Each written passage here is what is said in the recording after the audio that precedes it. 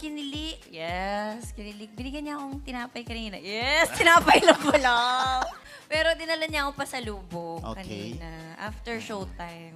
At least hindi sa ihi kinilig. So, Hindi, I mean, si Kim yung personality niya, imagine, pasalubong lang talagang kinikilig. Sa amin kasi mga lalaki, parang di ko alam kung paano i-explain yung kilig sa amin eh. Dahil parang, ewan ko kung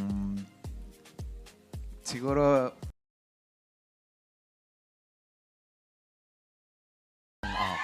ngayon. Ay, ko may ma- background music, oh. Kailan ba? Pag nakikita ko sa baonan ni Kim na na may gulay, tapos walang halong karne, parang, uy, Oo. Hindi, malaking bagay because di ba para maisip lagi ni Kim si Pao na pagdala Kasi ng- nga, nag-a-adjust Oo, ng baon. Nag-a-adjust. Adjust oo. baon.